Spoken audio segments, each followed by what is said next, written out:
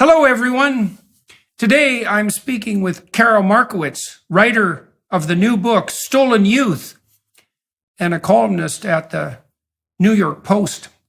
We discuss the ideological capture, not just of our school systems, but of our children. From the pornographic books being peddled into libraries to the authoritarian doctrines letting bad teachers preach, keeping good teachers silent. This interview is vital for parents worried about the state of the K-12 public school system. So, Karol, you have a book, Stolen Youth, and that's being published by Daily Wire, by the Daily Wire crew. And so, is that out? And if not, when is it out? And then, even more importantly, what is it about? It is out. It came out March 15th. And it's about the way the woke are targeting our children for indoctrination and what parents can do about it. All right, so let me ask you a specific question about that. I've been trying to think this through, watching the American public school system implode. So I want to walk a hypothesis by you, and maybe then you can tell me what you think of it in light of what you've been researching.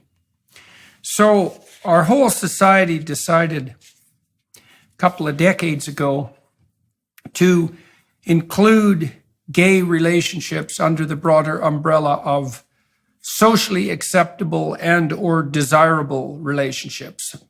That was the gay marriage issue. And that started out as a progressive movement, but eventually the classic liberals and the conservatives came on board, and we made a societal decision to expand the definition of conjugal union, let's say, if not on the religious front, at least on the state front, and often on the religious front. Now that produces a thorny problem, you might say, because what you've done then as a society is to sacralize same-sex sexual activity. Now, that brings up the next problem, which is, well, once you've decided that there's no moral or qualitative distinction between homosexual sex and heterosexual sex, and you've already decided that you're also going to educate your children on the sex front, then you have to solve the problem of exactly what you teach children about sex. And you might say the default would be, well, you spend half the time teaching them about heterosexual processes, let's say, and you spend half the time teaching them about homosexual practices, because since there's no distinction in value, there's no reason to draw a boundary. And then that makes then the problem gets even worse after that, because if the default rule of thumb now is every proclivity has an equal opportunity to be put forward on the educational front, you have to face the problem of, well, what if all the books that your children are reading feature only heterosexual couples? Do you now have to transform the entire canon of children's literature so that all other forms of sexual encounter get equal airtime? And it seems to me, number one, that the answer to that is we don't know how to do that. Number two, we're trying to give every proclivity equal airtime. And number three, that's destroying the public education system. So what do you think of that? What's your take on the situation? Why are we in this peculiar .com/Jordan and get 3 extra months free. expressvpn.com/Jordan. So it's interesting because one of the things that we cover in the book is how children's books have gotten so inappropriate in so many different ways. And I think a lot of the time, these books are allowed into the classroom or into the children's libraries because they're specifically LGBT. A lot of the pornographic books, for example, that Ron DeSantis in Florida, my governor, is trying to pull out of elementary school libraries are pornography books, but they're specifically gay pornography. And they use that as cover to say, if you don't like these pornographic books in your elementary school library, then perhaps you're anti-gay, perhaps you're homophobic. And so they use this all as an excuse to kind of get these things in front of children. It's a wider issue of much younger sexualization and just pitching ideas to kids that are completely inappropriate.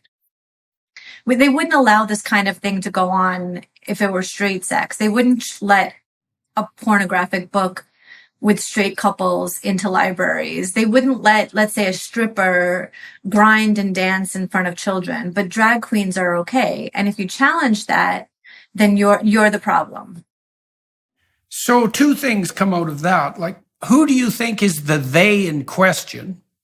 Exactly. It's a wide they. We try to answer this question in the book because this is a really good question. It's not some vague they. And in fact, a lot of it is, I don't like the idea of saying it's an ideology that targets children. No, it's people that target children with their ideology. A lot of it does come at the top. So you have like teachers' unions, teachers' accreditation societies. All of that has been captured by the ideologically woke. And so this is being spread throughout the US and I'm sure elsewhere, really from the top. And if you look at like library associations, and I know that sounds crazy. Before we started researching this book, I would have thought, oh, this is a conspiracy theory. Why would the libraries want to push this kind of thing? But they do. And they have like these annual meetings where they decide what kind of books are going to be in our libraries. And they specifically say things like, it's okay to not tell the parents what the kids are taking out of the library. That's crazy. Parents should be the last line of defense for their kids, but they can't be if they don't know what's going on. So your sense is that there are, targeted groups of activists fundamentally who are pushing this agenda. That brings up two additional questions, I suppose. One is, why would they do that? And the second is, what exactly constitutes pornographic content? And I know that's a particularly thorny question. Let's talk about why, first of all. Like, my sense of this, looking at it historically, because there have been pushes for, let's say, liberalization of childhood sexual behavior that have been mounted for decades now. There was a famous petition signed back in the early 70s by a whole coterie of French intellectuals aiming at radically lowering the age of consent, making the claim that children were perfectly capable of consenting to, essentially, to sexual relationships. Now, you might ask why adults would be interested in doing that. And I suppose the positive side is that they're trying to free children from unnecessary constraints by tyrannical adults. But the darker end of that is something more like the entire movement to promote sexual freedom is grounded in a very narrow hedonism. And I would say it's narrow because narrow means willing to sacrifice everything to the pleasures of the moment. Now, there is a psychological literature on the personality attributes of people who engage in short-term mating strategies. So that would be casual sex mating strategies. And the tilt towards casual mating strategies rather than long-term relationships, let's say committed relationships, is associated with what's been called the dark tetrad group of personality traits. And that's narcissistic, manipulative or Machiavellian, psychopathic, that's parasitic and predatory, and, because that wasn't enough, sadistic. And so what you have is a group of people, and arguably there is a small minority of people who are extremely oriented towards maximizing short-term pleasure, their own short-term pleasure, and perfectly willing to sacrifice everything to that, and also perfectly capable to demonize and destroy reputations in that pursuit. And they attempt, I think what's happening is that they're attempting in every desperate way possible to ensure that their hedonism moves forward in an untrammeled manner, but also that they can make a moral claim that any objection to their hedonistic behavior is nothing but prejudice, right? Which is the radical leftists are extremely good at maneuvering and manipulating on that front. So that seems to be associated with the why. In your investigations, you talk about the they that are pushing this agenda, for example, in library groups and among teacher groups and so forth. What's your sense of the underlying motivation? I think it's a cultural revolution. And I think we've seen it before in so many countries. We open the book with a history chapter. I was born in the Soviet Union. I came to the US as a small child. And so many things that I heard throughout my life, I feel like are happening right now in our country. And I don't know that, I ever felt like this before. Throughout my life, people have said, oh, doesn't this feel Soviet to you? Like the 1990s, the early 2000s, like, isn't this Soviet feeling? And I would always say no. But now I see it. I see that we're moving in the direction of an authoritarian system where neighbors inform on each other and people are afraid to speak. And so much of this, to me, began under COVID, but has really accelerated. They've managed to force this cultural revolution on all of us. And they're starting with the kids, just like all the revolutions before them. And the only difference is that in places like the US, you know it's happening. My Soviet ancestors could probably say that they didn't know it was happening. They didn't have the internet. They didn't have much news. And in other countries too, in China and Cambodia, these places could say that we didn't know. We didn't know what the leaders were doing. We didn't know what people in charge were doing. I don't think people in America can say that. And for us, part of the reason of writing this book is to make sure that they can't say that. So the overt sexualization of children, let me add another wrinkle to this just to make things further complicated. A long while back, 5 years ago, I interviewed Milo Yiannopoulos. And Milo was quite an interesting person, extraordinarily extroverted, dramatic, charismatic. He made quite a splash on university campuses for a couple of years as a right-wing provocateur, you might say, but coming from the LGBT side of the community spectrum. And I talked to him a little bit about his early sexual experiences. He was inducted, you might say, into homosexual activity when he was about 14, something like that, at the hands, as it turned out, of someone who was a member of a religious community who was about 29 or so. And he said that was consensual and that it was welcome on his part, and also that he was capable of making that decision even though he was 14. That was his retrospective memory. But I had my doubts about that when I talked to him, listening as a clinician, first of all, because I don't care how smart you are when you're 14, you're still only 14. And just because you thought you were competent at that point to make decisions like that doesn't mean that that was an accurate memory to carry forward, let's say, into your adult years. And Milo didn't seem to harbor any malice or resentment towards the person who he had been involved with. But later on, his star plummeted, let's say, and things got pretty twisted and bent for Milo. He ended up converting to a rather radical form of Christian evangelism and eschewing his homosexual lifestyle. And I'm not saying that he saw the light or anything like that. I'm saying that all of that was evidence of an extraordinarily deep-seated existential confusion. But one of the things Milo did say, and this is a very thorny issue, was that practice of having young gay men inducted into active homosexual activity by older men is an extremely common part of the subculture. Now, nobody talks about that outside of the subculture, let's say, and part of the reason for that is that if you even bring it up, I understand that this is also common in organizations like, there isn't any evidence that I know of that shows that the rate of child abuse among Roman Catholic clergy is any higher than it is among other groups of people that have access to children, let's say.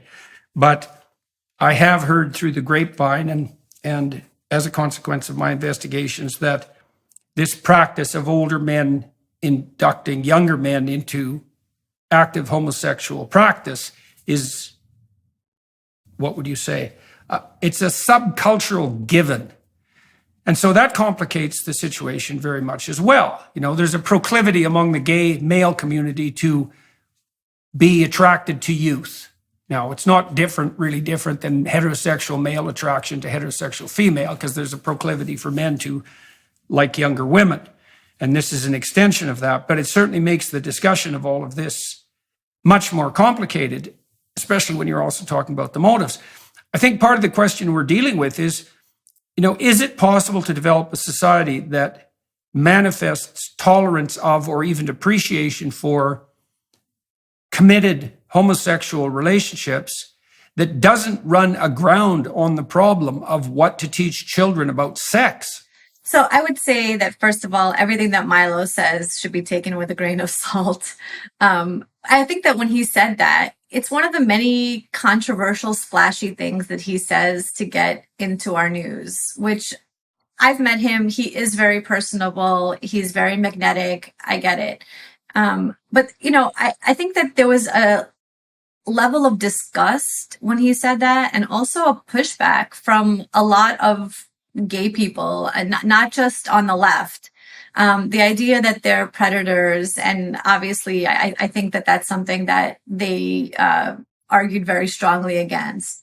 So Milo isn't the best, to me, example, but your question is right. How do we protect children in any case from anyone? And I think that a lot of what we address in the book is that you have to have sort of open conversations with your kids about what happens out in the world, and how to protect them is to lay a foundation at home and to make sure that there is this open line of communication. I think a lot of the work that you do, for example, is to help adults be resilient. Well, what if we didn't mess up kids in the first place? What if we didn't have to have unresilient adults that needed fixing or help? What if we treated childhood as a time to teach them how to be in the world, instead of to indoctrinate them with far left ideas in their schools and libraries and doctor's office and media companies and every other avenue? What do you think, where do you think the line is crossed in relationship to children's literature, let's say, on the sex education versus pornography front? I mean, it's famously difficult to define pornography. I think there was a famous Supreme Court decision at one point where the justice involved in deciding whether a particular, I believe it was magazine, transgressed against community standards. He said something approximating, I can't define pornography, but I know it when I see it. And that's not a completely unreasonable answer, because there are lots of things we know when we see that we can't define or make explicit. But when push comes to shove, which is what's happening in the schools right now, it's no easy matter to clearly define the line between what constitutes pornography and what constitutes open and frank discussion about sexuality. And of course, what's happening in Florida is that the more radical types, the more progressive types, and also, by the way, some people who are concerned with censorship, is that the attempt to regulate what's being shown to children can easily degenerate into a form of heavy-handed state censorship. And so for you personally, you've been researching this book for a long time, thinking about these matters. I mean, do you regard yourself, like, are you a conservative on the sexual morality front? Is that embedded in your own, what would you say, your own concerns about purity and propriety? And how do you think that we can draw a line between what constitutes appropriate sexually informative material and what constitutes pornography? These books that you've been objecting to, that DeSantis has been objecting to, what line is it that they're crossing as far as you're concerned? Yeah. So DeSantis has been asked this, and he held a press conference and he said, I'm going to show you the books. and the news agencies had to pull away from his press conference because they couldn't show what was in the books on the news. I think that's a fairly good standard. If you can't show it on the news to adults, then you can't show it to my kindergartner. And that's not a crazy thing to say. I'm generally very permissive about, written material, not to kids. I don't think it should be immediately because something's okay to be published means that it should be acceptable for children. It's not. Not everything is made for kids. And I don't just mean books. A lot of things in the world are not appropriate for children. And so in these books, it's not simply sex acts. There's things like sexting in the books. Again, this is in the library for elementary school. So until 5th grade, which in the US is like 11, 12 years old, 11. And so these books are accessible to really small children, and it's drawing. So it looks almost cartoony. And librarians suggest it to kids. There's graphic sex acts. There's, I don't know how much I'm allowed to say here, but there's oral sex. Say exactly. Yeah. Say exactly what you have to say. There's language like blowjobs, so to speak.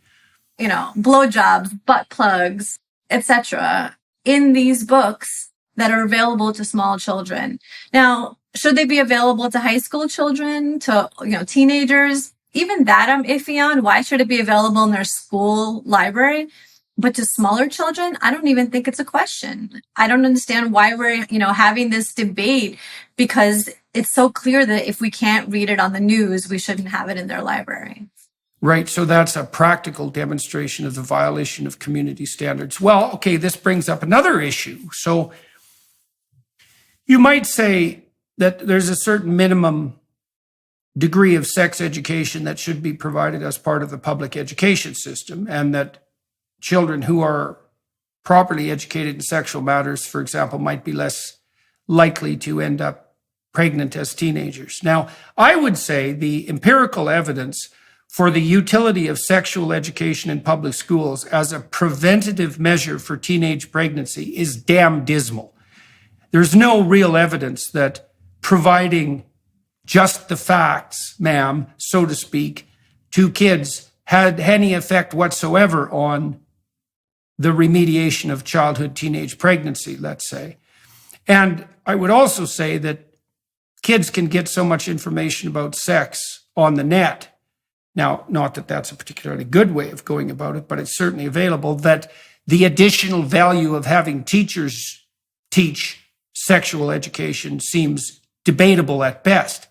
But then you could perhaps say that there's a place in the schools for discussion of the biology of reproduction, maybe in a biology class, because obviously reproduction is a major element of biology. But then that brings up another thorny issue, which is it possible or desirable to offer value-free sex education? Or is that a contradiction in terms?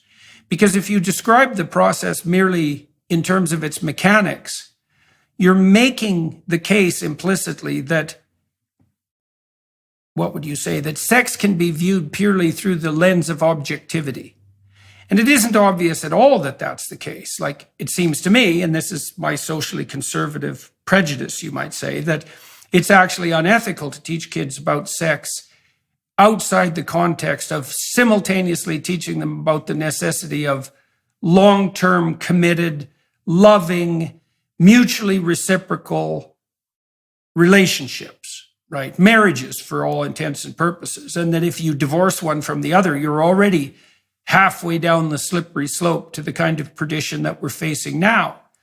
Well, and then you might say, well, the simplest solution on that front would just be to pull the schools out of the sex education business altogether. So what do you think about that? And you've been talking to political figures. You're somewhat involved with the DeSantis people. Like, what's the solution from the conservative side to this conundrum? Well, there, I think, is a range of solutions. So one thing I would say is a number of years ago, there was this show called Teen Mom on MTV. And there was a study that showed that this show actually did more to reduce teen pregnancies than all of these sex education classes because they saw what it was like for a teenager to be a mother, and they thought, God, I don't want this. And so, for all the conversations in sex education class about how not to get pregnant or why not to get pregnant, the image of it really did solidify for kids, I don't want this. The other thing I would say is that the biology classes are running into a different problem at this point because we can't be honest about a lot of biology. We have a chapter in the book on transgenderism. How do they address transgenderism in biology or sex education classes?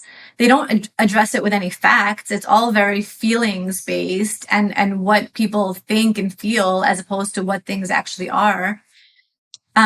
So I would love to see a straight discussion in biology class about the way the human body works, but we're moving further and further away from that. And it's being filled in with a bunch of woke nonsense that our kids aren't going to be able to process at the age that they're at, and carry forward into being these resilient, capable adults. I would say that the conversation about what to teach kids and at what age is larger than just sex either. I don't know why we're teaching climate change fear to small children. There's a lot of evidence that anxiety among teenagers and young people is very high because of stuff like this. And why?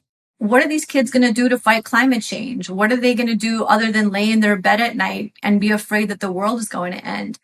So for us, and what we say a lot in Stolen Youth, is that age appropriateness is such a big part of all of this. And the left really wants to remove the boundaries of age appropriateness. And you could see this with the drag queen shows. It started with Drag Queen Story Hour, where a drag queen would read a book to kids. Where's the last time we saw a book in any of these events? Now it's twerking and dancing, and they would never stand for it if it were a straight woman stripping and doing the same thing. But because it's, again, they use the LGBT shield, this really inappropriate behavior becomes something that you must not only accept, you must also support. And a lot of what we go through in the book as well is how the spectacle of leftism is such a big part of it. It's not just that you need to believe certain things. You need to demonstrate that you believe them. You can't just think Black Lives Matter, which is a, idea as controversial as the earth is round. You need to put the sign in your window. And so all of this is very, again, Soviet, totalitarian, authoritarian, and it's coming here and it's aimed at our kids.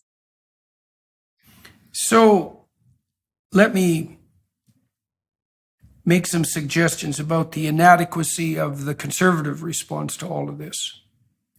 So 30 years ago in the 1990s, I was beginning investigations into predictors of long-term success in life. And the basic measurable predictors are general cognitive ability. And formally, that's measured as IQ often. That's age-corrected general cognitive ability. And trait conscientiousness, at least for many occupations. And so those are measurable, and they're pretty good predictors of long-term outcome. And while I was investigating all of that for purely practical reasons, by the way, I was trying to figure out how to help people select better employees and how to select better students, those who had a better chance of succeeding, let's say. I started investigating alternative theories of human ability, and that led me into research that was being conducted primarily at education schools. Howard Gardner, Robert Sternberg, those were big names in those days. Gardner invented the theory of multiple intelligences, and Sternberg the proposition that there was a kind of practical intelligence that was different and could be, what would you call, promoted independent of general cognitive ability. And I looked into that research in great detail and concluded, along with my colleagues, that it was absolute 100% nonsense and rubbish. That all that Gardner had done with his theory of multiple intelligences was repackage the idea of talent and call it intelligence, and that all Sternberg had done was hand wave about a form of cognitive ability that he couldn't measure nor demonstrate. But it was politically, welcome, because it challenged the idea that general cognitive ability is a unitary phenomena, which it is, by the way. And that led me to take a look at what education schools were doing in more detail. And what I learned, and I certainly have learned more of this as the years have progressed, that there isn't any worse research done on the social science front than the research that's done in faculties of education. They're responsible for more pathological educational fads than any other single academic source, which is really saying something, because they have to compete with departments of English and, say, fields of like faculties of social work and all the, what do they call those, grievance study disciplines. So you have to work pretty hard to be the worst of that bunch. But the faculties of education have truly managed it. Now, and they're the people who are training our teachers. But it's worse than that, because the students that enroll in faculties of education are not exactly the cream of the crop, generally speaking. They're often kids who haven't figured out, who go into education as a kind of default because they don't know what else to do.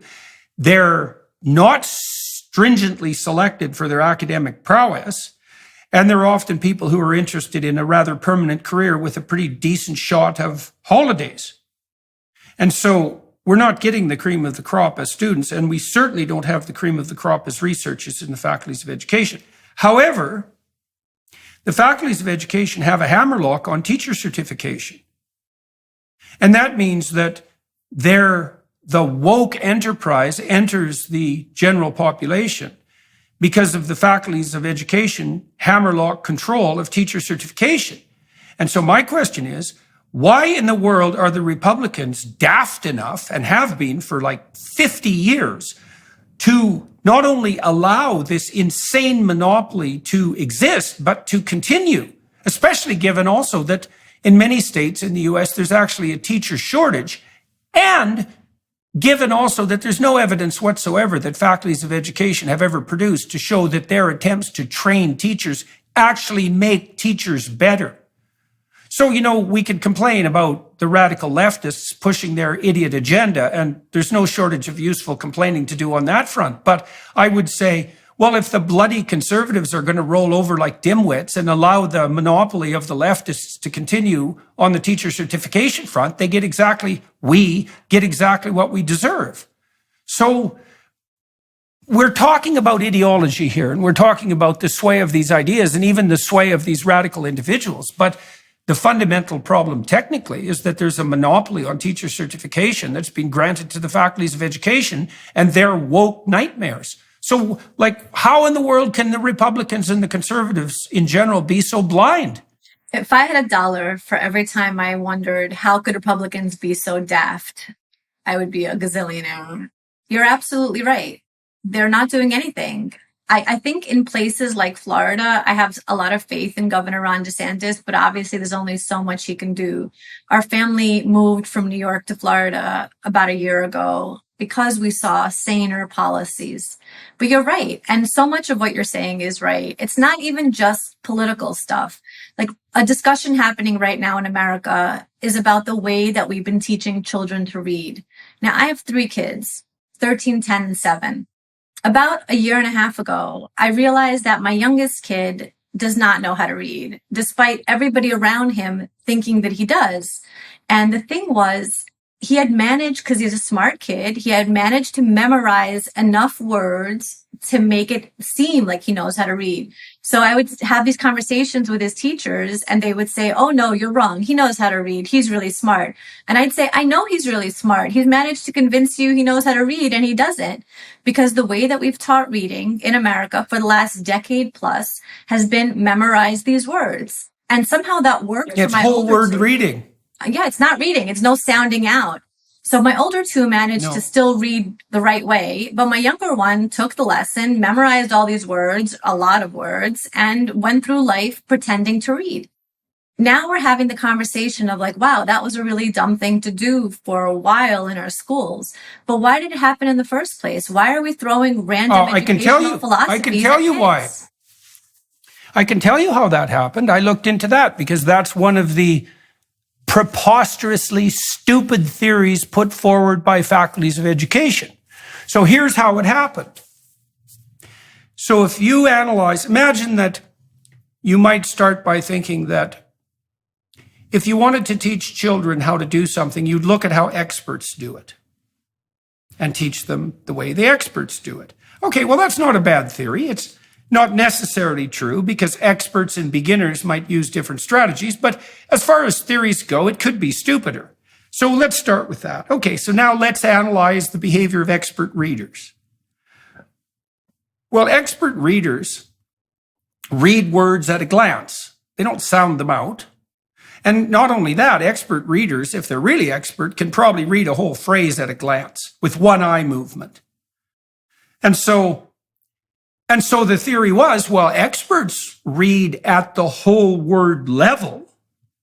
So perhaps we should teach children to do that. Now, there's other evidence supporting that idea. So, for example, if I showed you a paragraph made up of English words where each word had the first letter and the last letter in the right place, but all the intermediary letters were scrambled, you could still read that and almost as fast.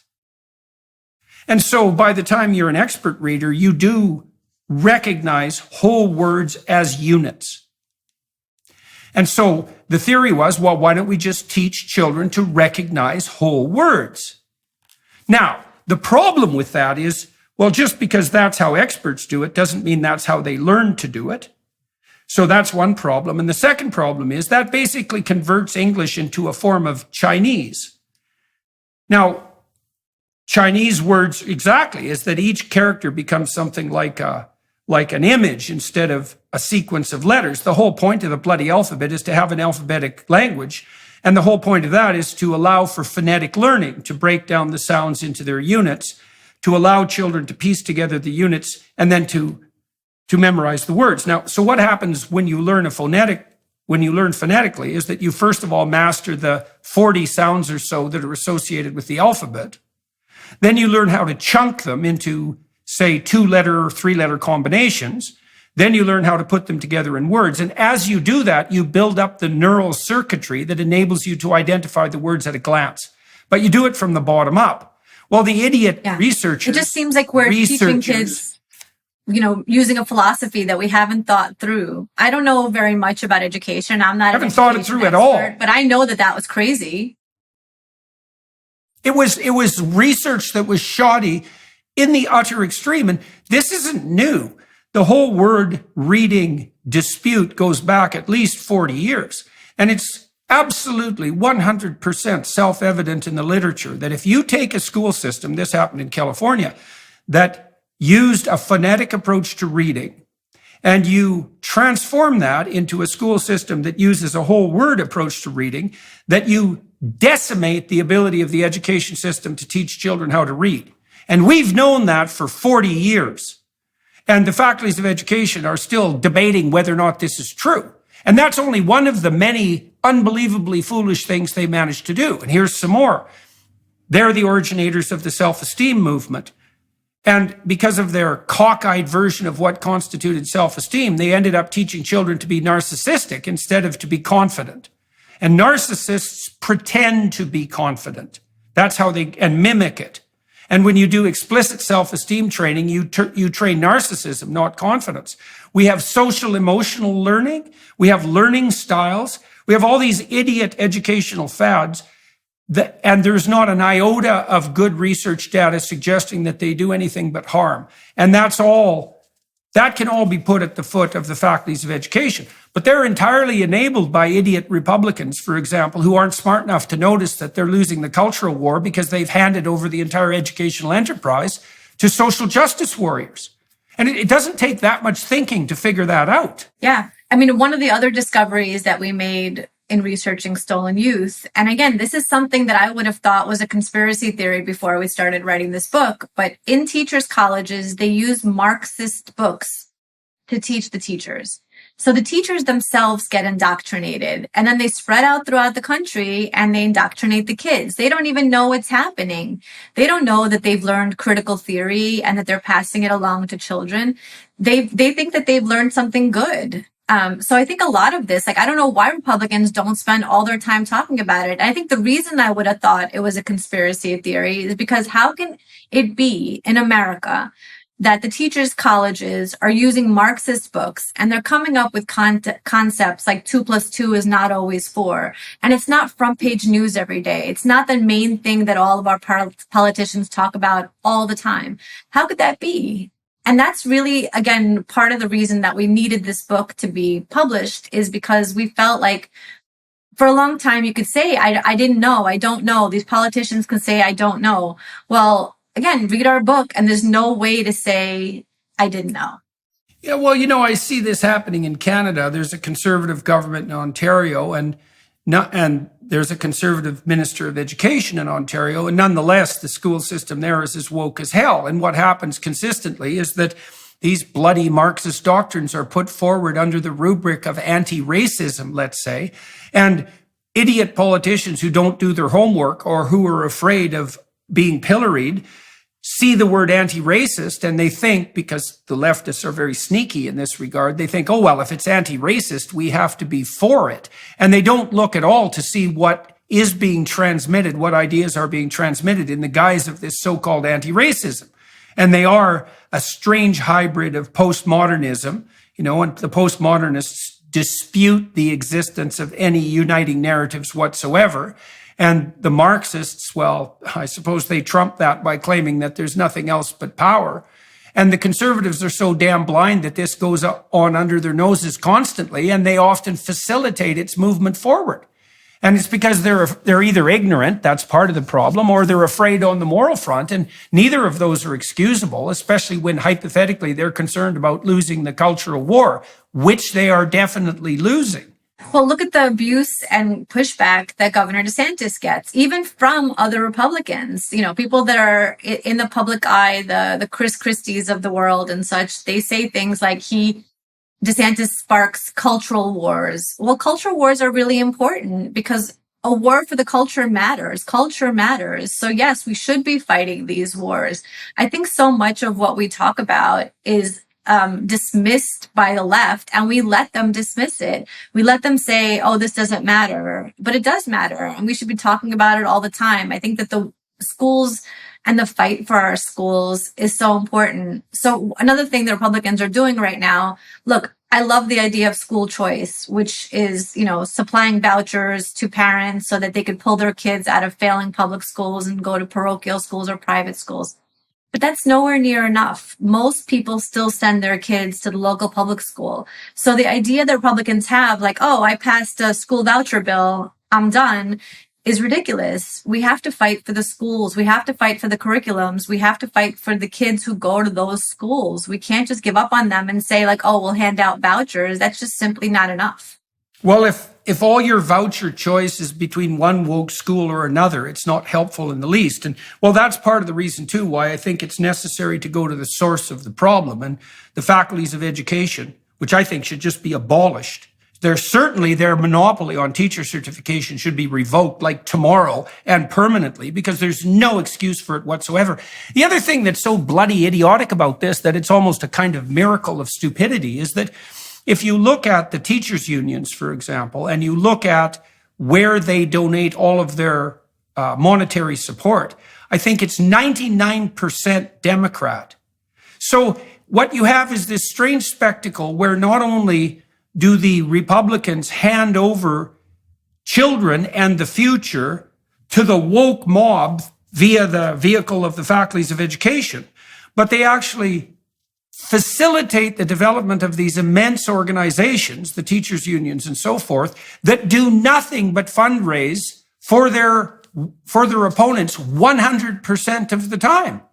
I mean, it's no bloody wonder that the conservatives are being rolled over, and it's not even that the leftists are, what would you say, pushing the conservatives or circumventing the conservatives. The conservatives are so damn blind that they help the leftists do this. And I see this very, very clearly in Canada, for example. Right. I think I saw this very clearly during the pandemic, where places like Maryland that had a Republican governor nevertheless had schools closed one of the longest in the country because the Republican governor was so cowed by the teachers unions. He didn't want to be criticized as wanting teachers to die, which is again, what Ron DeSantis was getting, what the governor of Texas was getting. He didn't want to have parade of caskets outside of his office like was happening in places that were trying to open schools. And so you have these weak Republicans who don't stand up to their political enemies. Like nobody's even saying, fight the people on your own side, which is a lot of times necessary. At least fight the people that hate you. It's such an easy kind of decision to make, but even they can't even do that. 100% of the time. I mean, it's no bloody wonder that the conservatives are being rolled over, and it's not even that the leftists are, what would you say, pushing the conservatives or circumventing the conservatives. The conservatives are so damn blind that they help the leftists do this. And I see this very, very clearly in Canada, for example. Right. I think I saw this very clearly during the pandemic, where places like Maryland that had a Republican governor nevertheless had schools closed one of the longest in the country because the Republican governor was so cowed by the teachers unions. He didn't want to be criticized as wanting teachers to die, which is again, what Ron DeSantis was getting, what the governor of Texas was getting. He didn't want to have parade of caskets outside of his office like was happening in places that were trying to open schools. And so you have these weak Republicans who don't stand up to their political enemies. Like nobody's even saying, fight the people on your own side, which is a lot of times necessary. At least fight the people that hate you. It's such an easy kind of decision to make, but even they can't even do that. So there's another issue here that's interesting too. So I've been playing with this notion, which I think is true in a very deep level, which is that any civic responsibility that you abdicate will be taken up by tyrants and used against you. And so what we see in Canada, and the local school boards have a fair bit of sway over how the schools conduct themselves. And many of the positions on the school boards are elected. And those are low-level positions, and they're not well paid, and they require a fair bit of work. And so we could say, let's say, they don't necessarily attract the best candidates. Or we could even say they often attract people for whom that avenue to some power is the only avenue they have, and who have the same kind of pathology that idiot radicals in universities who take over the students' unions have, because they're the same sort of people, and resentful and power mad and devious and neurotic and narcissistic. And so they end up on the school boards. And we could say, well, that's a terrible thing that the school boards have been taken over by the woke radicals. But by the same token, the sane people, so let's say the centrist, conservative, and liberal types, they're not putting their names forward to occupy these low-level political positions. It's the same within political parties. The woke mob can't take over the political landscape unless normal, sane people abdicate their responsibility. And that certainly happened. So in your book, for example, you talk about what parents can and should do. And one of the things they can and should do is get involved with their child's education in some manner. Well, so what sort of things do you see as low-hanging fruit on the parental front?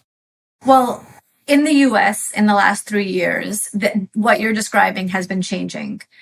For a long time, it was only people on the left running for school boards. And so the majority of the school boards throughout the country were run by committed leftists.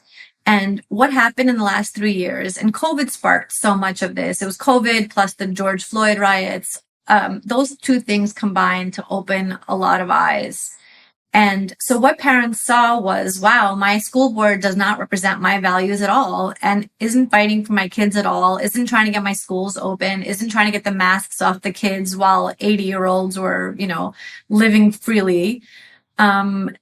The curriculum's ridiculous. They saw it over their kids' shoulder while the kids were studying from home. They suddenly realized that math is racist and reading isn't taught correctly at all. And so much is filled in with this woke nonsense, a lot of critical race theory, gender theory at a very young age.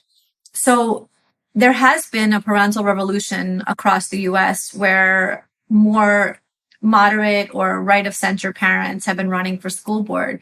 But again, the left has like a 20-year head start on this. It's not going to be an overnight thing. And it'd be great if Republican politicians, instead of talking about the presidential election, would talk about run for your school board, push people to do it, say, this is how we fight back. This is how we win the culture. And if you don't step up and do it, the left will.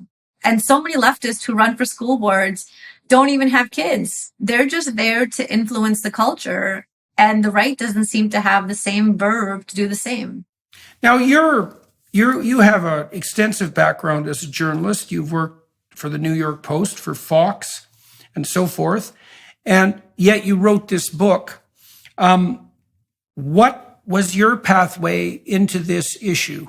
And why did it start to, obsess you sufficiently so that you wrote a book, which is non-trivial, takes a non-trivial devotion and to manage on the time and resource front. What pulled you into this?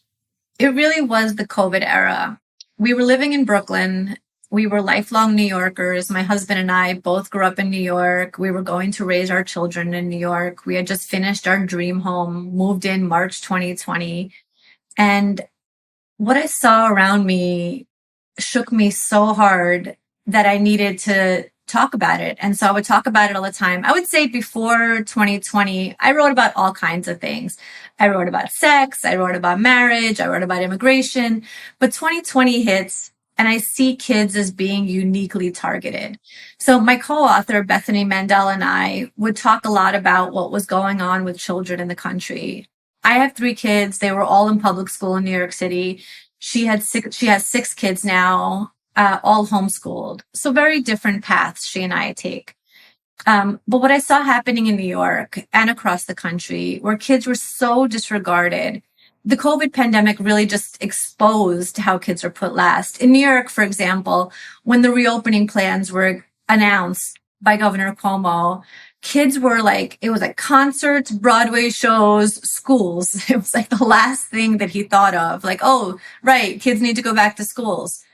And things like, I lived in a super left neighborhood, and my neighbors all marched for equity, and they all put the BLM signs and the defund police signs in their window. Yeah. And then when schools didn't open, they sent their kids to private schools, which obviously were open because that's safe, or they formed pods for their own kids, or they moved to their beach house and sent their kids to school there. And they didn't say a word for any of the kids around the city who didn't have the same opportunities as their children. I grew up poor in Brooklyn. I was an immigrant. I lived in an immigrant enclave where things were tough. And so the people that I grew up with were not enjoying the pandemic and baking banana bread and ordering Uber Eats. They were struggling. And I saw that nobody cared about them, and particularly nobody cared about their children. So we have a COVID chapter in the book, which I admit it doesn't exactly fit, because a lot of the book is about fighting and moving forward and what you need to do to get your kids out of this crazy system. But the COVID chapter was so important because I think that that's where a lot of the eye-opening began for me and for so many other parents, where I realized that something really bad was happening to the children. Maybe it had been happening for a while, but that was the moment where I realized we had to do something. Yeah, well, one of the things that struck me, I live in a pretty leftist neighborhood too in Toronto. In fact, I think I'm probably more unpopular in my own neighborhood than I am anywhere else in the world, which is rather annoying consequence of everything that's transpired around me in the last 6 years. But one of the things I was quite struck by in Toronto in particular was the 2 things. One was the willingness of the left to sacrifice the poor to their purity concerns. That was really quite interesting. And also to align themselves with the pharmaceutical companies, because that was kind of a miraculous reversal that was virtually incomprehensible. I mean, for decades, the only enemy the left had that was as significant, let's say, as big energy companies was big pharma.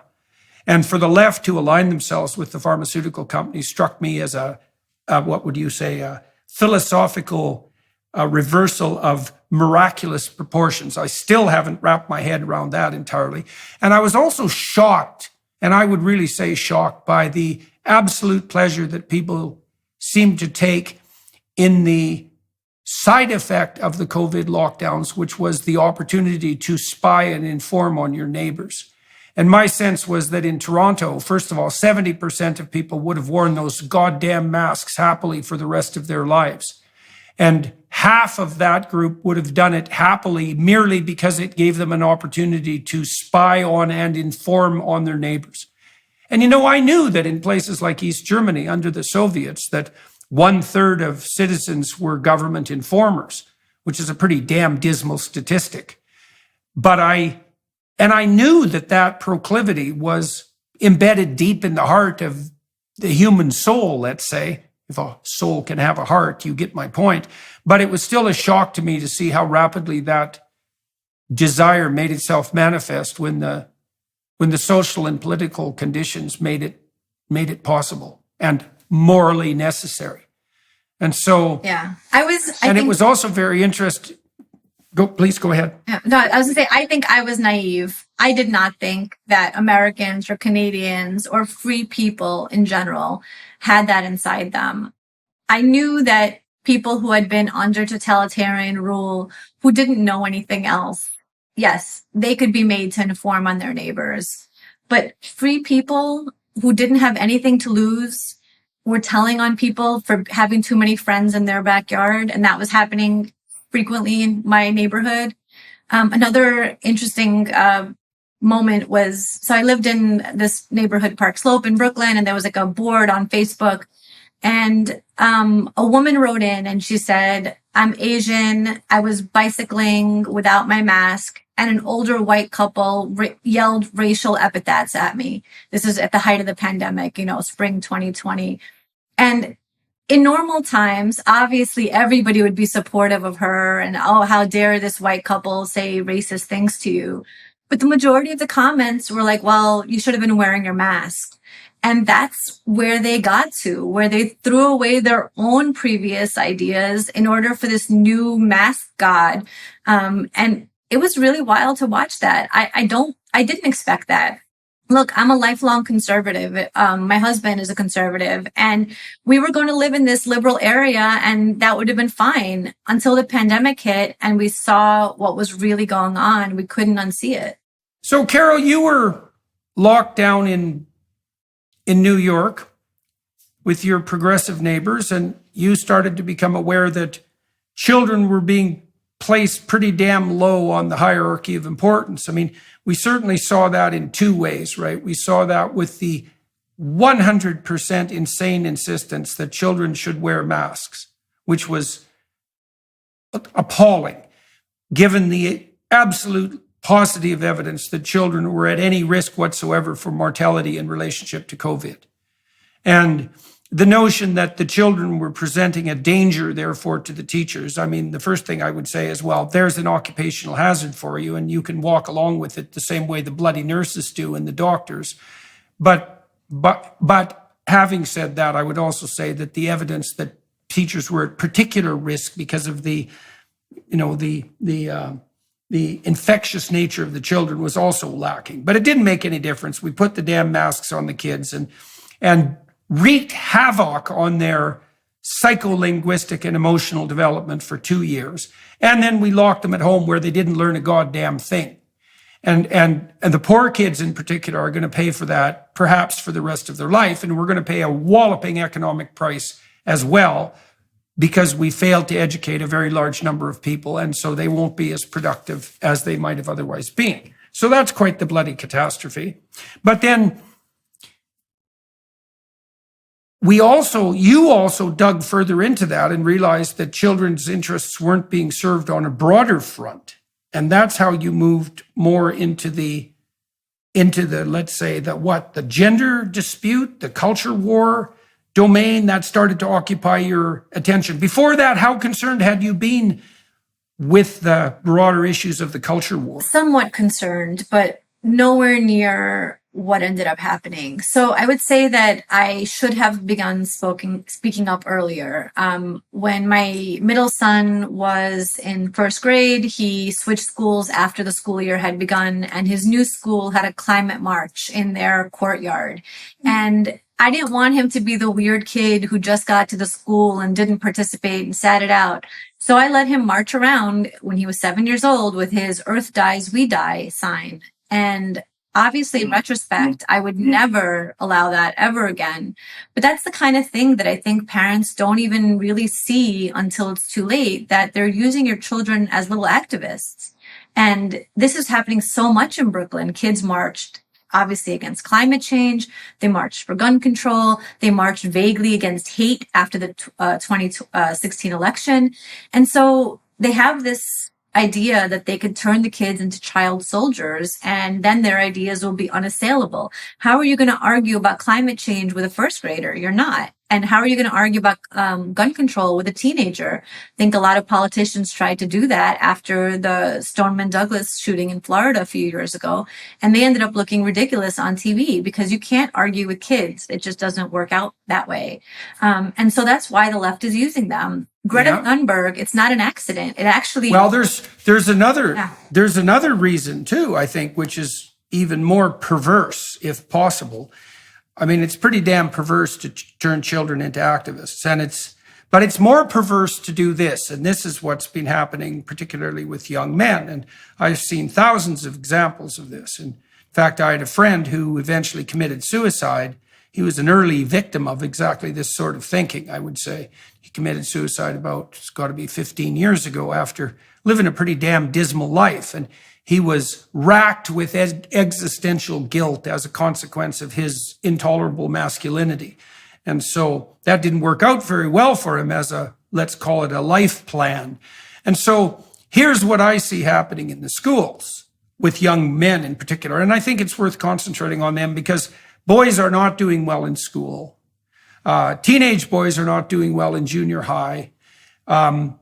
Men are not going to university, and if they do, they don't graduate. An increasing number of men aren't picking up, let's say, gainful employment or mature relationships when they hit adulthood. And more men are bailing out of the entire sexual dynamic process as well. Not only not having relationships with women, but not having sex at all, not even with themselves. And that's becoming more and more widespread. It's part of the broad-scale demoralization of men and boys. And so how does that start? Well, it starts in school. And the reason it starts in school is because the more boisterous boys, so more extroverted and less agreeable, so actually more hard to discipline and control, they don't want to sit still for 6 hours a day and shut up and not say anything. They want to run around and play, and they want to do it competitively. And that is like verboten in school. If you're the sort of boy who wants that, you're nothing but trouble. And so right at the beginning, the boys are taught that their deepest intrinsic desire for, let's say, active exploration and engagement, a certain degree of competitive dominance, that's bad. That's morally bad. And so that's brutal, especially when it's medicated out of them, which is exactly what happens on the attention deficit disorder front, let's say, because Ritalin suppresses play. That's what it does pharmacologically.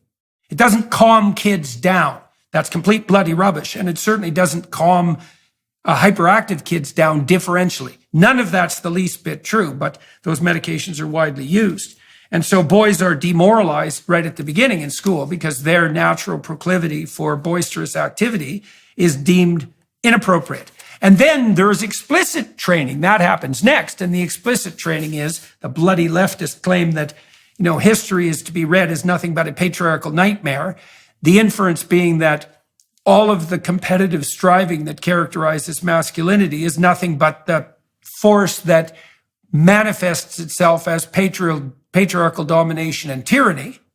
And so any boy that has any degree of compassion, let's say, and who might feel guilty for his toxic masculinity is going to be demoralized by the suggestion that his ambition is nothing but the manifestation of implicit tyrannical force. And if he escapes that, well, then the leftists are there to mop up whatever, bit of courage might be left by accusing him of being part of the force that's eternally raping the planet. And so you see, and I've seen thousands of cases of this, it's been devastating to me to see how widespread this is. The degree of demoralization that characterizes young men it's almost incomprehensible. It's incomprehensibly deep, and it's hurting people in a very deep way. And it's not just hurting boys and men, obviously, because if women are then faced with an entire cohort of demoralized men, it's like, well, what the hell are they going to do for a partner? There's lots of universities now where it's 2-to-1 women to men. Well, that's no damn good for the women. How are they going to find a partner? Right. And the idea, women say there are no good men. Well, yeah, this is what happened. They destroyed boys, they destroyed men, and then obviously women are unable to find somebody because the pool has gotten like this. I have a daughter and 2 sons. I absolutely think that there's a difference between the 2 sexes. They're born different. It's not just something that they grow into. They're day one, they were different. And the idea that they're the same and that we should treat them the same and that we should give preference to girls, I think that that's a real problem. I don't know that we've gotten to a point where we can treat them equally. That would be, obviously the goal. But, in the meantime, I think we need to do more for boys. I think we're really raising a lost generation of boys. And it's scary to me that it's so easily dismissed because, who cares about boys? They've done well enough in history that we don't need to worry about this group of boys now. I definitely worry about my sons more than I worry about my daughter. Well, there's a lurking danger there too. So the rising attractiveness of figures like Andrew Tate speaks to the danger of demoralizing young men. Because if you demoralize young men, you make, what would you say, charismatic bad men become much more attractive. Because they're the men who say, well, to hell with all of this idiot constraint and pathetic morality. I'm just going to go and do whatever the hell I want, which is a kind of a narcissistic route to self-aggrandizement and attainment, right? But if the alternative to that is to lay, half comatose in your basement, being depressed about the impending apocalypse, a little bit of attractive criminality beckons as quite the compelling alternative. And that can easily make itself manifest on the political front. If you raise a generation of demoralized men and then you wave a leader in front of them who says some forthright, self-aggrandizing, semi-criminal behavior would be in your best interest, the probability that they're going to find that attractive, that kind of, that's a good route to a kind of fascist populism, let's say. The probability that people are going to find that attractive is extremely high. I mean, I think that part of the reason that Trump was attractive, and I am not going to, grind away negatively and simple-mindedly on Trump because he's a complicated character. But part of the reason that Trump was attractive was because he had that, up yours attitude, that giant middle finger attitude towards the woke mob that was a hell of a lot more attractive than the half-baked, cowardly kowtowing that the typical conservatives do when faced with a woke onslaught. And, Trump at least had the gall to tell people to go to hell when it was necessary. And maybe he did that more often than he should have. I mean, he's definitely a bull in a china shop. But, maybe it's better to have a bloody bull in the china shop than a castrated gelding. You've covered Trump, and you have your ambivalent feelings about him. I mean, how do you read Trump's popularity in light of the culture wars that we've been describing? And what do you think's going to happen on the Republican front? You've been involved with the DeSantis enterprise, and DeSantis looks like the prime challenger to Trump, but at the moment, Trump seems to be trumping him in terms of overall popularity. And I think the bloody Democrats are pretty happy about that. So how do you see this playing out? You're right that he has stood up to the woke mob, etc., and he's been himself the whole time. I think a lot of what his campaign is doing now, though, I wrote about it recently, where I really don't like that he's trashing Florida's policies. I understand that political campaigns get very dirty. I expect if Ron DeSantis gets into the race that the primary is going to be a really dirty one. But attacking conservative policies that are actually working in the model Republican state really makes no sense to me. And I hope that his campaign takes what I wrote to heart and doesn't just dismiss it, because whoever ends up the candidate, I want to see them be strong and be able to defend ideas and not just be a cult of personality. I'm obviously a big fan of Governor DeSantis. I moved to Florida in large part because of his policies, but obviously I moved my whole family. It's not just because of a politician. We saw a sanity in Florida that had been missing and I had never really experienced in New York. So it definitely was Governor DeSantis leading the way. I think a lot of what he's doing, especially on things like woke. My sons are in a public school in Florida, and I don't worry about them learning gender ideology in school. I don't worry about them learning critical race theory in school. I just worry a lot less. I mean, I'm still worried about things like reading, but I just have a lot less to be concerned with in Florida. And the idea of the Trump campaign attack. Right. So now you're worried about what he's not being. Now you're worried about what he's not being taught instead of what he is. Well, I would say that I have found Florida schools to be incredible. Like, I feel like a lot of what I talk about when I talk about Florida, it sounds like I drank the Kool-Aid, and I have, because it's really a magnificent place. It's such a great place to raise a family. I didn't know what I was missing for so long. And, we have a lot of discussions with some of our mutual friends about getting Jordan Peterson to make the move someday. I think you'd really enjoy it. But it's a great we have an enterprise. We have an enterprise in Miami, and my daughter spent some time there. And so I've enjoyed being in Florida. Let's talk about that personally for a minute. Now, you were a dyed-in-the-wool New Yorker, and you lived in a liberal neighborhood. And I mean, New York has its attractions. It's an incredibly exciting city. And it tends to evoke a substantial amount of patriotic identification among its inhabitants. There's no place in the world like New York, and that's particularly what New Yorkers think, and they have some reason for that. But you moved to Florida, which was a major move, and you said that you've experienced being in Florida as a relief. And so, exactly why is that? You're not worried. You said you're not worried about your kids in school now, but what else did you see that changed for you when you got out of that liberal hothouse atmosphere of New York? And how do you think that was affecting you now when you look at it in retrospect? I was a New York supremacist. I thought New York was not just the best, but the only place to live. I couldn't even imagine a life outside of it. And getting to Florida, and every time I fly back to Florida and landing in Florida, I just feel this sense of freedom that I've never felt before.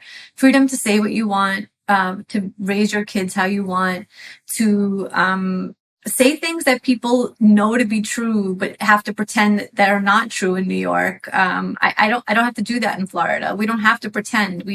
Everybody that I've met, even people who are politically on the left, can be themselves and don't have to worry about their neighbors coming for them, which actually was happening in New York City. And I think that the New York of my childhood and the New York of my dreams really got crushed during COVID. We had been through so many tough times before, the post 9/11 period, the blackout of 2003, various hurricanes in New York that did a lot of damage. But we always came out of it stronger. And this was the first time that I really felt like New York came out of it weaker. And they the pandemic exposed that the New Yorkers that I had always loved, the independent, strong, unique New Yorkers, were going to be sheep going forward. And that they felt the pressure to conform, and they became this conformist blob that I could no longer, defend and appreciate. Florida is just, it's a beacon of freedom. And it's been for the last 3 years. I think it's really become something unique where if you want to be free, if you want to be bold, if you want to say what you want to say, Florida is the place to do it. Yeah, well, there's an interesting parallel between your parents leaving the Soviet Union and you leaving New York. And I don't want to make a lot of that, but here's the parallel, and I spent quite a lot of time working with Democrats over the last decade. And one of the things that I found very difficult was that I was trying to help the people that I was consulting with, let's say, pull the party to the center away from the grip of the woke radicals. And I wouldn't say I had a lot of success on that front. I had some success, for better or for worse. But I got very tired of having to watch every bloody thing I said, because I would rather be around people where I can just say what I think. And sometimes that's a joke, and sometimes it's harsh, and sometimes it's real harsh. But I can do it, and they can do it, and that's just fine. And this sense of walking on eggs constantly gets extraordinarily wearing. But there's something deep and horrible about that, because, people think that when you're in a totalitarian state, the reason that the state is totalitarian because everyone is the victim of top-down pressure from tyrants. And that's not how it works at all. A state becomes totalitarian when every single person is lying about absolutely everything all the time. And you said that you started to experience that in New York because you had to pretend all the time. You had to watch your language. You had to couch what you say and you did because you were afraid of how other people would react. And that is the totalitarian ethos. And when that's distributed across the population in general, you still have tyrants who are in control, but they're just mouthpieces of that more generalized lie. And I've traveled a lot in the last 3 or 4 years, and I've been in places that were very woke, especially on the lockdown front. And I would say Toronto was first and foremost among them, worse than New York, worse than San Francisco, worse than LA, worse than Washington. A sense of real oppression descended on me arriving, say, back in Toronto airports, and a sense of real freedom emerged going to places like, Tennessee, Texas, Florida, where I could say what the hell I wanted and everyone wasn't half insane with mask frenzy and the associated COVID authoritarianism. And I'm more and more convinced that there was no damn pandemic at all. I'm convinced on that front, not least in part because there's not a lot of data showing excess mortality in Sweden, for example, during the pandemic years. What we had instead, and conservatives should probably stop talking about the pandemic as such. What we had was an outbreak of 2 years of totalitarian governance, and that was the bloody pandemic. It was a lot worse than the virus by any stretch of the imagination, and there were some places that managed to stay relatively free of that. Tennessee is a good example, but so is Florida. You can go there, and there is a sense of lightness that's, I think it's palpable on landing. And maybe it's because the airports aren't quite as authoritarian as they are in the more, in the more lockdown-oriented states and provinces. It's true. I remember landing in New York on, various trips during that time, and there would be National Guard there, asking you where you're going. The idea that that would be happening in America is wild. And you're right. It is look, I don't want to discount. When I say it's similar to my parents leaving the Soviet Union, it's similar because I'm moving towards freedom, just like they were. And maybe we didn't come from the same terrible totalitarian system, but we both felt the social pressure to conform. And I didn't want to conform anymore. I wanted to be free. I cannot tell you how many well-known, famous people were in my direct messages during that time saying, I agree with you, but I can't say anything. How many news people in the media who are like, yeah, I think schools should be open, but I'm afraid to say anything. Well, in the beginning, I felt sorry for them. And I was like, I would respond like, I get it. I understand you can't speak out. But after a while, I came to really hate them and think like, you can't speak out about really basic things that are affecting your children and other children. And you can't speak out because what? You're going to get a nasty comment on Facebook. It's just, I came to lose so much respect for people who were conforming even when they didn't have to. Yeah, well, I felt the same thing with regard to the professoriate and the influx of the woke administrators. Yeah. It's like, look, you guys, you have tenure. You are the most protected people in the world. Right. Be brave. You have this privileged position. Well, it's your uphold your bloody ethical responsibility. The price you pay for your tenured privilege is the requirement that you speak your mind at Right. whatever risk that poses to you. Now, the culture has done everything it possibly could to ameliorate that risk for you. Everything it can. And yet you don't have enough courage to oppose, the HR person who's pushing forward a diversity, inclusivity, and equity proposal. It's like, well, we can't say anything about that. We have to go along with what the administration wants. What happened in the universities, it's so interesting to watch. And I watched this over a 30-year period. The first thing that happened was the administration took over the universities. And that's well documented. All you have to do is look at the statistics that show how much the administration increased in terms of sheer numbers compared to how much the professoriate or the student body increased. And you see a massive increase in administrators and a slight increase in students and almost no increase whatsoever in faculty. And the reason that happened was because the administrators pushed and they could see a good thing when they had one, and they figured out how to pick the future pockets of their students in a parasitical manner. And so that's on the administrators, but the faculty allowed it to happen, just like the bloody Republicans have allowed the woke mob to take over the education system. Exactly the same thing. So it's on the faculty, as far as I'm concerned. Cowards. 1,000 micro retreats or 10,000 micro retreats. But then what happened, and this was so bloody interesting, is that once the administrators had taken over the university, the woke mob used the same tactics to take over the administration. And it probably took 30 years for the administrators to take over the university. It took like 4 years for the woke mob to take over the administration. And that's where we are now. And for me, that's 100% on the faculty, because it was their job to not allow this to happen.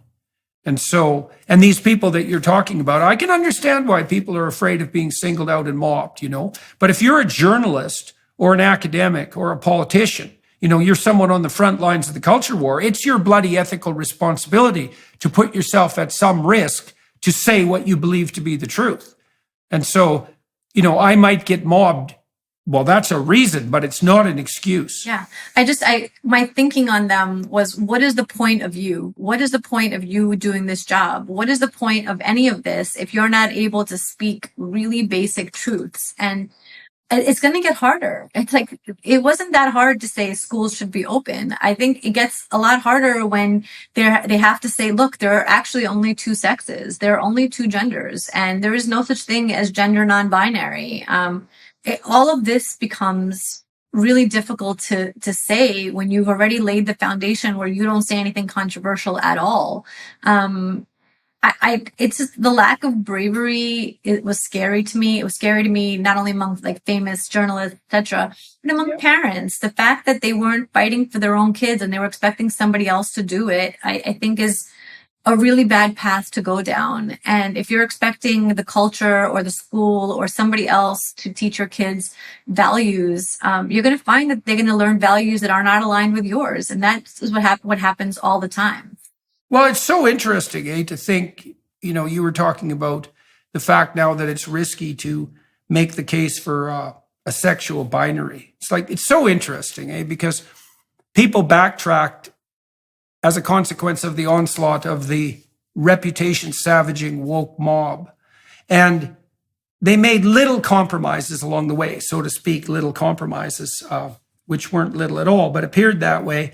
And within a period of a very short number of years, it's probably the last 6 years, we've got to the point where stating what you could argue is the most self-evident fact is enough to put your reputation on the line. I think, cognitively speaking, it isn't obvious to me at all that there is a distinction that is more real than the distinction between male and female, because organisms that can't make that distinction don't propagate, right? And sex is extremely old. It's hundreds of millions of years old. It's older than nervous systems by a large margin. It's way older than trees. I think it's probably older than the distinction between up and down.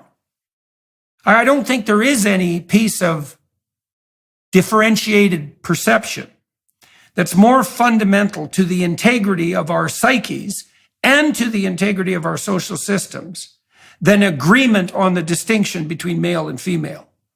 And the fact that we've gone from cowardly, what would you say, cowardly adherence to the woke mob routine to the point where we can't even claim that there's a difference between men and women just shows you exactly how dangerous the totalitarian slippery slope precisely is.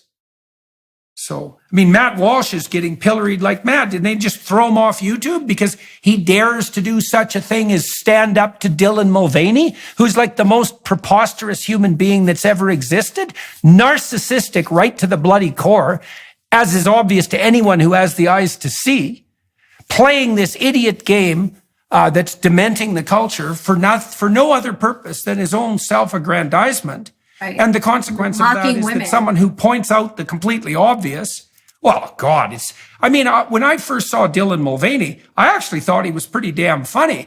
His little routines running through the forest where he's pretending to be female, that's high comedy, man. Unless you're taking it seriously, in which case it's just an absolutely dismal parody. And I can never make up my mind with Mulvaney, whether or not he's a comedic troll and who's just playing this for the laughs, or whether he's tied up in his own pathology and believes it's a serious endeavor. I think it's half and half. And I think that contradiction will eventually tear him apart, because there's no way someone can sustain that sort of thing over any reasonable amount of time. But the notion that he's some kind of cultural hero, that he was welcome to the White House, that Kamala Harris sent him a note of commendation, it's like you just can't make, and that Matt Walsh is being canceled for objecting to this absolutely absurd, narcissistic parody. You can't make this up. And it's so interesting to see that silence, that all the right thinkers who were afraid of being mobbed allied themselves with has led us to a place where we're confusing children regularly about whether or not they're boys or girls. And that's moral.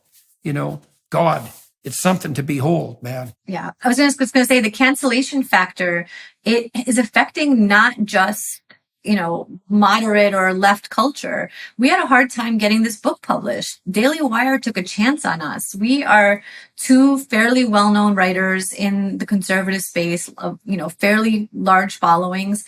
Publishers were very interested in our books. We had meetings with all the conservative publishers. They openly said to us, we want this, but can you tone down the fighting a little bit? And then other publishers said to us, the transgender chapter, we're afraid Amazon's not going to sell this. It was during the time when Abigail Schreier's book was in danger of being pulled down off Amazon. Ryan Anderson's book had been pulled down. They were afraid. So when Daily Wire offered us this deal, it really was taking a chance, and they knew that they were taking a chance on us. And that should be scary to everybody. Where do we live that even the conservative publishers are afraid to publish books? Yeah, absolutely. So now your book is available on Amazon. It is, yes, for now. Is that the case? Okay, so that's good. So we can be happy about that. And so if people want to pick up your book, is that the best place to do it? Where else can they find it? Are all the bookstores are so far distributing it? All the bookstores. And all the bookstores distributing it. On Daily Wire Books is selling it. Amazon, and how's it Barnes doing? Noble. It's a bestseller. Well, congratulations on that front. So it shows, so that's optimistic, Because you did write this book. You did get it published. It isn't being canceled. And I think there has been a shift in the tide in recent months, especially after the closing of the Tavistock Clinic in the UK, which was a major blow to the woke gender transition mob. And that hasn't fully unfolded yet on the culture front, but will over the next few years. I suspect that I think in 10 years, you won't be able to find a person who will admit to having ever supported the idea that children should be medically transitioned. That'll be as taboo as lobotomies. It'll be as taboo as right. Well, or the fact eugenics. that everybody now says they didn't support lockdowns, right? And there was nobody who supported lockdowns. Yeah. Justin Trudeau didn't push anybody to get vaccinated. Right, exactly. We're going to see a spate of historical revisionism, the likes of which we've never seen. So with any luck, your book, along with Schreier's book, there's a number of them that have come out recently that have been decimating the arguments made on the gender transition front, especially for minors. There's not a bloody shred of evidence that so-called gender-affirming care does one iota of good. And it's preposterous to assume that it does, but there's certainly no evidence that it does.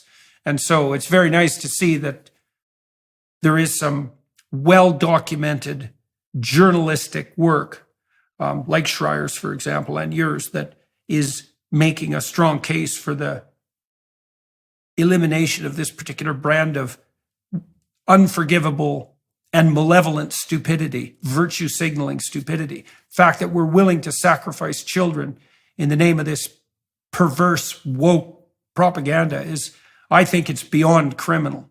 And it's funny because the Telegraph really supported me. I wrote one vicious article about childhood surgery, the most vicious article I could produce. I was actually afraid of it, calling the counselors who enable this and the surgeons liars and the surgeons who perform the process as butchers, which I think they are, and calling outright for their imprisonment and criminal prosecution, which is exactly what I think should happen. And the Telegraph published both of those articles, which was extremely brave of them. And it was so weird to launch them into the public sphere because 99% of the comments were positive. So it's not like people think this is a good idea, but a very loud minority of very nasty creatures think it's a good idea, and they're perfectly willing to do everything they can to ruin your life if you dare to object. Their teeth are being pulled, though. They're a very loud minority. They implement what they want through force, and they try to force conformity, and that's how they get it done. But yeah, they're a tiny minority. They're going to grow. Right now, I would say 7% of the U.S. refers to themselves as very liberal, and I bet that number for woke is even lower. But they certainly will grow if we let them. Yeah. Well, what that really highlights, I would say, and maybe we can close with this before we move over to the Daily Wire Plus side of things. It's if you look at the course of revolutions throughout human history, especially the more pathological revolutions like the Russian Revolution, it was a tiny minority of people who fomented the revolution. It doesn't take that many people. This is the thing that everyone has to realize. You might think, well, it's a tiny minority of people who are pushing this. It's like, yeah, well, it's always a tiny minority of people that upset the apple cart. And the thing is, they can, especially when they get organized. I mean, Andy No told me, Andy studied Antifa probably more than anyone else in the world. And I had a bunch of Democrats at one point tell me that Antifa didn't exist. And these were smart people. And I thought, well, what the hell do you mean? And they said, well, they have no formal organization. There's no hierarchy. They're not a charitable institution. They're not a recognized organization. And I thought, well, fair enough. That's a point. And so I asked Andy about Antifa. And I asked him how many cells he thought there were. And he thought about something approximating 40. And I said, well, how many full-time employee equivalents do these cells have? And he figured 20 per cell, and that's 800 people. And there's 320 million people in the US, so that's one person in 400,000. And so that's kind of statistically indistinguishable from 0 people, right? In a city of 1 million, you'd have 2 people. But the terrifying aspect of that is that's actually enough. Like 800 well-organized people, especially given electronic resources, they can wreak an awful lot of havoc. And so, minority or not, we're still in a position of how can this be regulated so that, they don't bring the whole bloody thing crashing to a halt, which is certainly their aim. So, all right, well, I would recommend to everyone who's listening that you check out Karol's book, Stolen Youth. apparently you can get it where books are sold online and otherwise. And so that's good. You haven't been canceled. And in fact, your book is a bestseller. So, kudos to Daily Wire and also to you. Have there been any critical reviews? There have been, I think in Slate or Salon, one of those, where they call us names like, gender phobes, or I don't know, I don't even know what they're saying at this point. But nothing that, it was in Daily Beast. Yeah, it didn't make any sense. Oh, yeah. Well, that Daily Beast specializes in things that don't make sense. So, but any thoughtful critical reviews? No, I would love to do adversarial interviews about the book, but I haven't been offered any, and I would love to argue with somebody about the concepts that we talk about in the book. I would love for CNN, MSNBC to invite me on and have a reasoned debate, even if it's the 5-minute cable news clip where they mostly yell at me. Let's do it. Like, let's get the conversation going, but they'll never do it because you're not allowed to even platform. Have you reached out to, people? Well, of course not. Of course not. Evil people like you. That's right. Yeah. Have you reached out to Anna Kasparian and the Young Turks? Maybe they would have you on. Anna seems to have decided she's going that maybe through everything something. the bloody woke left thinks isn't. She sure is, and so is, I don't remember how to say his name, Ugyur, how do you say? Cenk, yeah. Cenk, yeah. Well, both of them seem to be, well, it's so interesting watching them because they're claiming that, the woke mob is just a tiny proportion of progressives, it's like Kamala Harris, for example, who pushes equity nonstop. So they're hand waving about how this is just a right-wing fantasy, this progressive nightmare. But it is interesting to see both of them, take stock again and realize that indeed the left can and has gone too far. So it's fun to see you on the Young Turks, but that probability of that strikes me as pretty much zero. Low. Anyways, everyone who's watching and listening, you can pick up this book, Stolen Youth, and especially if you're a parent or maybe an interested teenager, it might be a book you want to pick up. And thanks, Karol, very much for agreeing to talk to me today. And good luck with the promotion of your book and your further work. And thank you to the Daily Wire Plus for making this conversation possible, facilitating this studio here in Portugal. I'm in Porto, Portugal today, which is a beautiful old town. And to everybody watching and listening, thank you for your time and attention. And also, I'm going to talk to Karol for another half an hour on the Daily Wire Plus platform. We'll do a more autobiographical interview, talking about the manner in which her career path made itself obvious and accessible to her. And so if you're interested in that, please consider subscribing to the Daily Wire Plus. They could use your support anyways, because they're one of the few organizations brave enough, for example, to publicize Matt Walsh's documentary, What is a Woman, and to publish your book. And so, that kind of courage arguably could use some support if we want to facilitate and reward its existence. Anyways, Karol, thanks a lot for talking to me today. Hello, everyone. I would encourage you to continue listening to my conversation with my guest on dailywireplus.com.